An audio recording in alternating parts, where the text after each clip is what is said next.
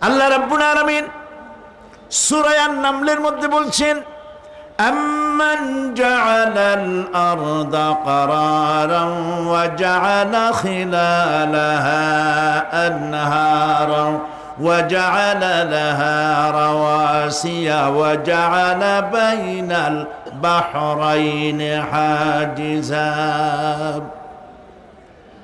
আর তিনি এই পৃথিবীর অবস্থান লাভের উপযোগী করে আল্লাহ পাক তোমার জন্য তৈরি করে দিয়েছেন, এবং এর মধ্যে নদ নদী আল্লাহ পাক সৃষ্টি করে দিয়েছেন, পাহাড়গুলিকে গেড়ে দিয়েছেন, আর পানির মধ্যে দুটি ধারা আল্লাহ সৃষ্টি করেছেন।